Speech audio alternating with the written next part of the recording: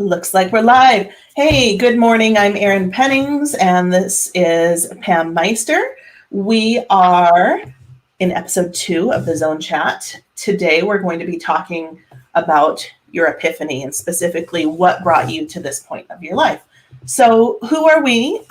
We're building a community of incredible people who are reimagining work to find joy, gain accountability, build a network, and find the momentum to focus on their goals. We call it the Zone.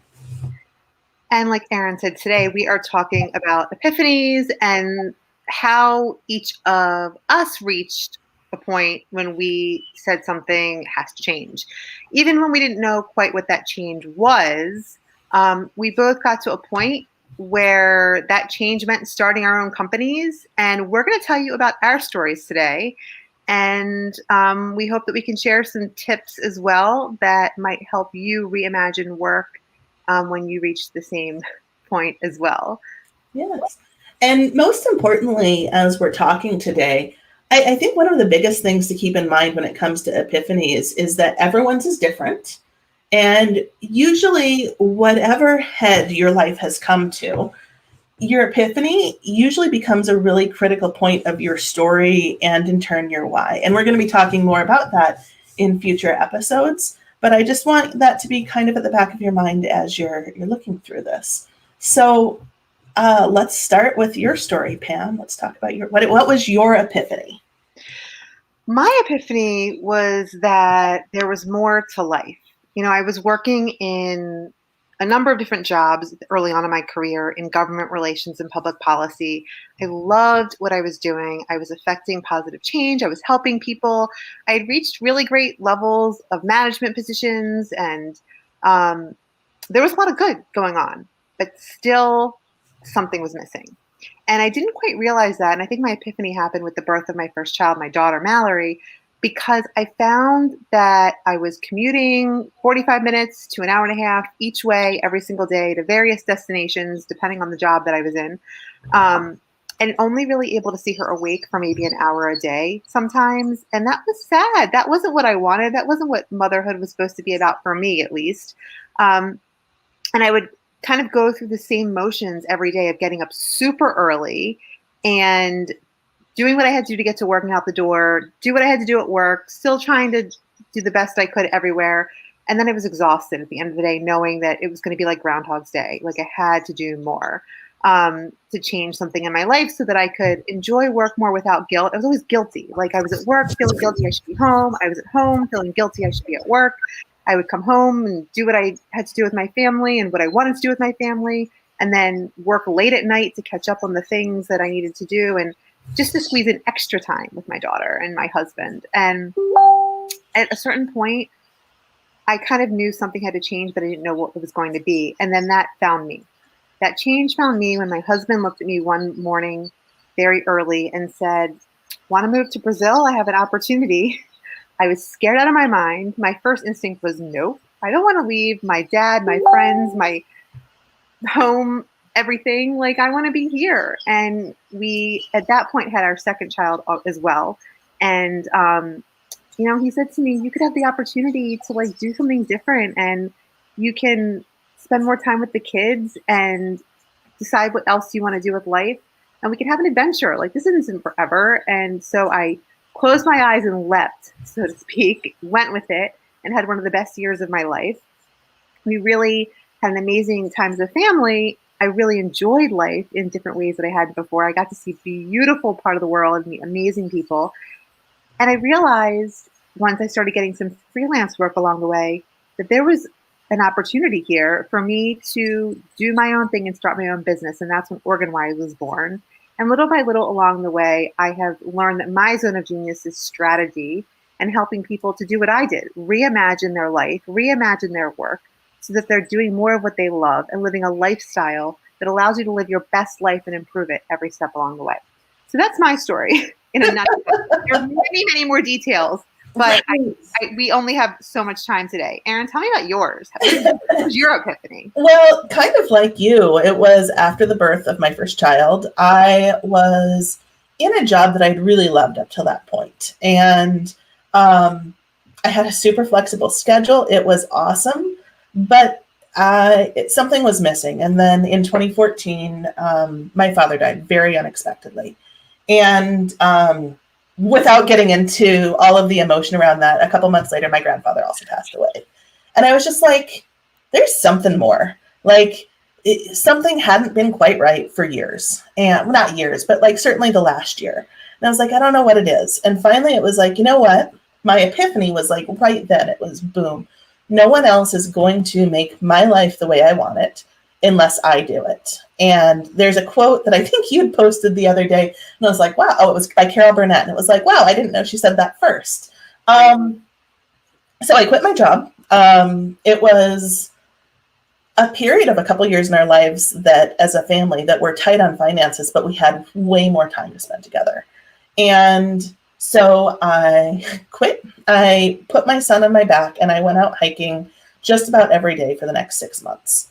We went running. I ran my first races since I was in high school and did all of this stuff, spent time with friends. And it was like, wow, this is what life is about. This is what I should be doing with my life. And that fall, the company that I had been working for came back and asked me to contract on some pieces.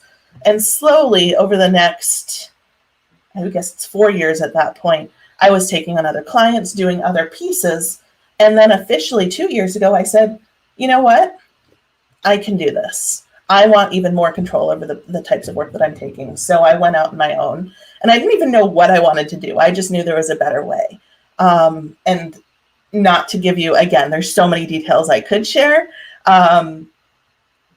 At that point, I realized so much of what I had been doing over the last 15 years was copywriting. And I started to see that other people needed help positioning themselves in the marketplace. And so, like Pam, I love to solve problems for people and think of strategies. And that's how Pam and I met. We were looking at these and we realized that we had a greater meeting of the minds than we had realized at first.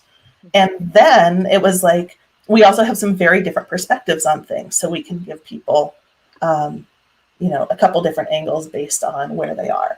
So I think, I don't know, for a year, Pam, you and I have been talking about doing a podcast.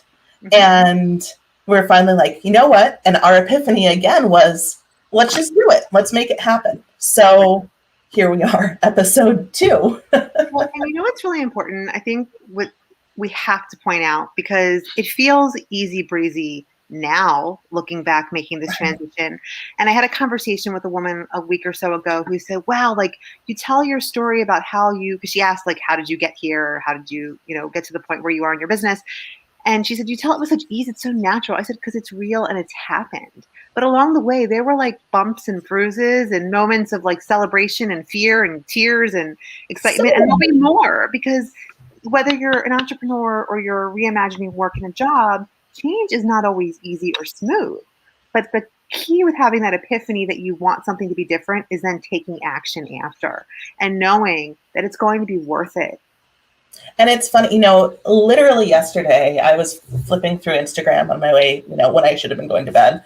I saw someone post this. The first step is always the hardest. And it is, because there's so much fear. Like there's so much comfort that lies in the known.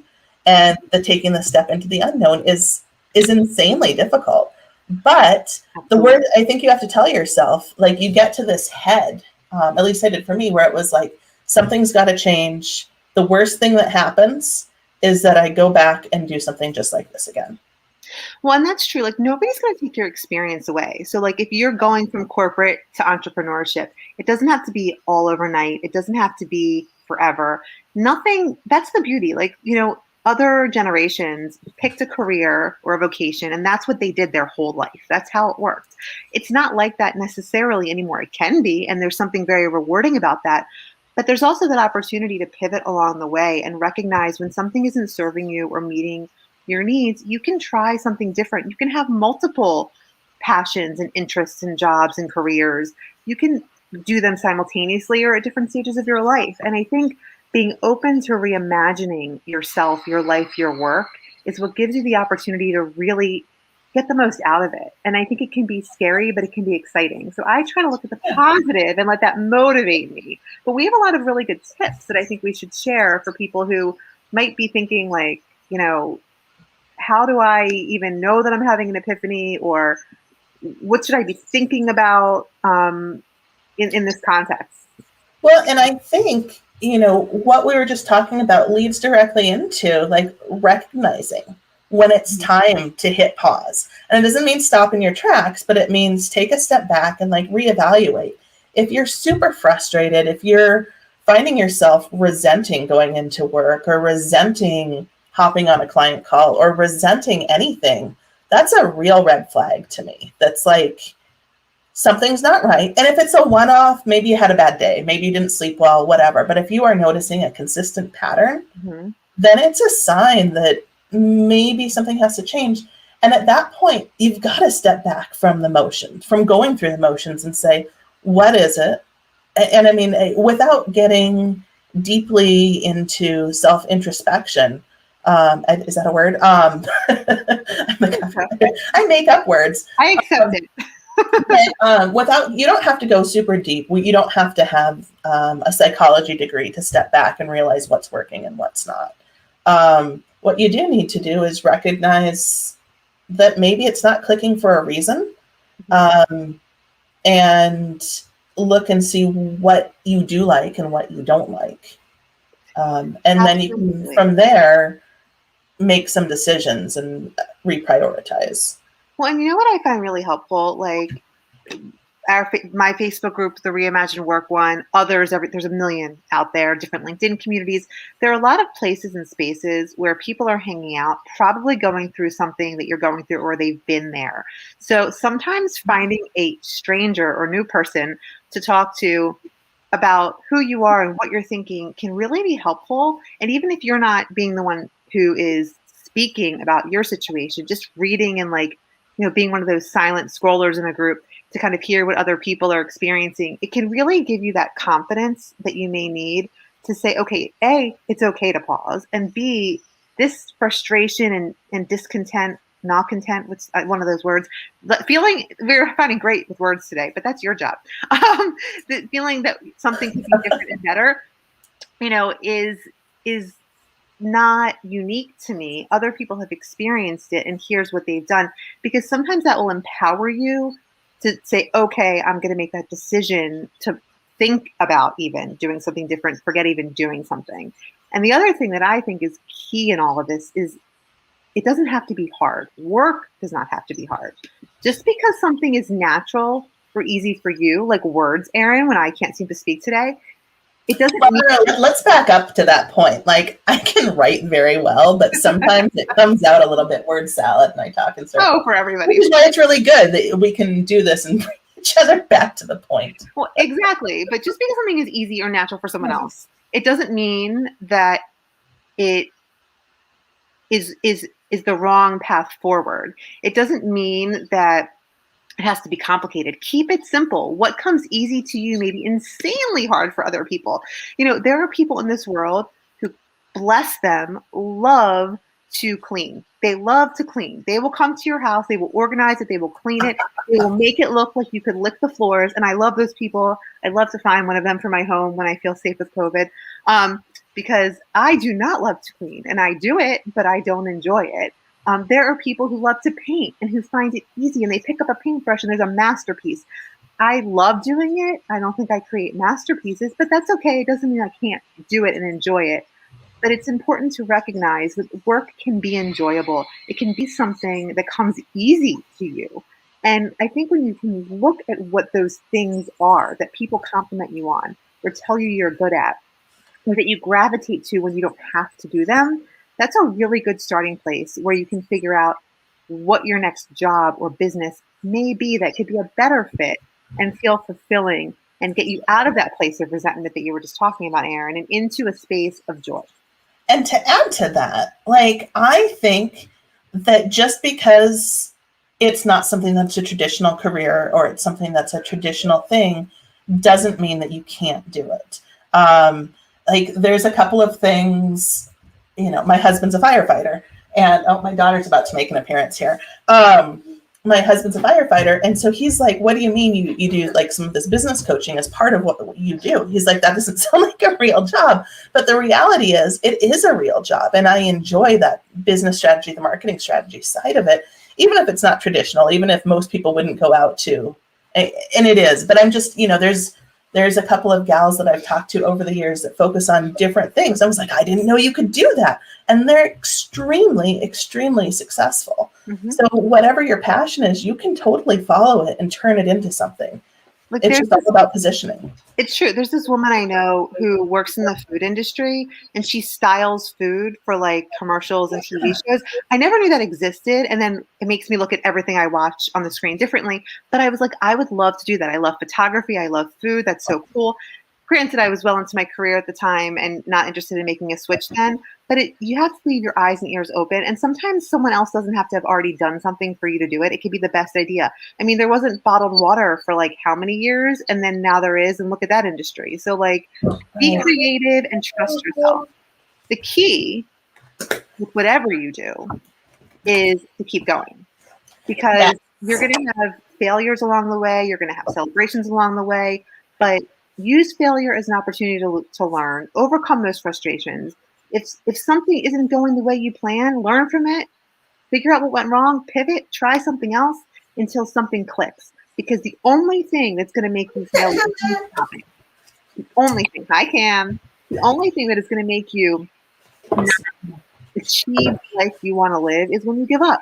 If you keep trying, eventually the right thing at the right time is going to come together. That opportunity is going to present itself when you're ready to accept it. You just have to keep keeping those eyes and ears open. And I'd like to add to that too, like even whatever you start out with right now, you may pivot and refine 29 times between now as you constantly get closer and closer to perfection. Absolutely. I mean, she's on gloves and she wants to put gloves on. That's important. So we may be having a Facebook streaming issue. If that's the case, then we'll just post the link that you can. So we will do that if we need to. And I think the last thing that I really want to say in terms of a point to make is there's going to be some tough conversations along the way, whether it's with yourself, whether it's with a boss, whether it's with a client, when it's no longer quite the right fit. And it's okay and it's good. And don't be afraid of them. And like you said earlier, it's not always easy to make the change, Pam, but it's almost always worth it, especially if it makes you feel good about the direction that you're taking things and that you're taking your life and making a life that fits you rather than working to live. You can do something for work that's actually enjoyable.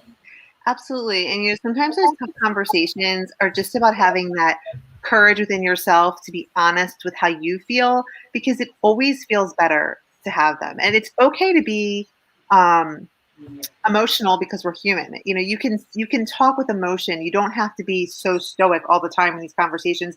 Let your personality come through and show that earnestness and honesty when you're having these conversations, because I guarantee you most of the time they'll be received with grace, and people will really appreciate that you're coming to them. If you're quitting a job for a boss, they don't want you there if you're not happy either. If you're telling a client it's no longer a good fit, or that you need to raise their prices because your prices have gone up. Some of those conversations are hard, but they're worth it, because at the end they're honest, and it gets you, in my opinion, in almost all of my experiences, to a better place.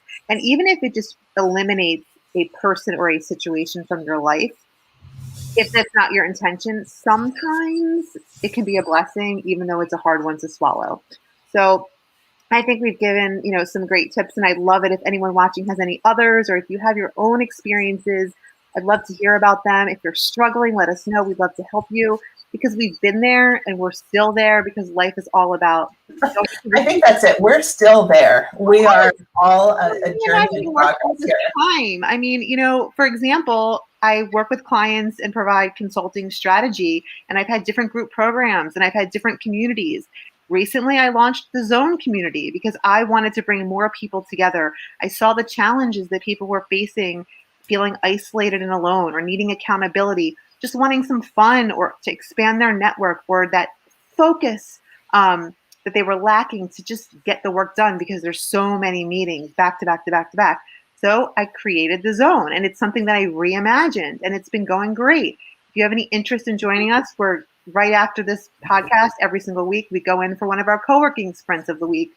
Reach out to share the info. But it's all And about problem you need something special going on this right now in the zone as you're kicking things off. Do you want to talk about like what your first month looks like, Pam? I would love to.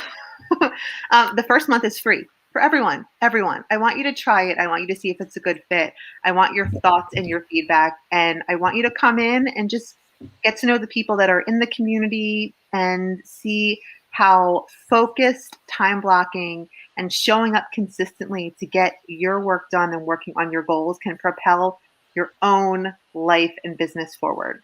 So we meet right now, and this will grow and expand with time, 5 different hours every single week. So it's 2 hours, 11 to 1 on Tuesdays and Thursdays, Eastern time, 7 to 8 p.m. on Wednesdays, Eastern time, and we co-work. The first Wednesday of the month, we're going to have a special event. May, it's going to be all about networking. So that's going to be fun. And as the group grows, we're going to expand and grow more things. So when you come in for your first month, you get to experience it all. You get to give feedback to help us reimagine it and make it even better. And then hopefully you'll stick around.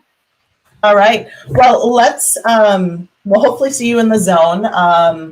And I want to talk before we sign off. We're a little over time here, but I want to make sure that we are talking about next week, because part of what we have both experienced at different points in our life is long commutes. And now that's a little bit different, especially with some of the back-to-back Zoom meetings that we have. So next week, we're going to be talking about your commute. So we'd love to hear on social, even here in the comments.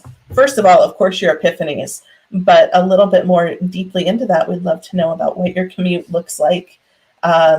And if you've reimagined it in any way since, especially in the last year, since working from home, what does it look like now? How have you reimagined your commute?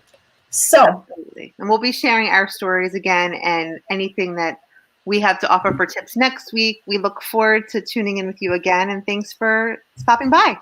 All right. Have a wonderful Tuesday.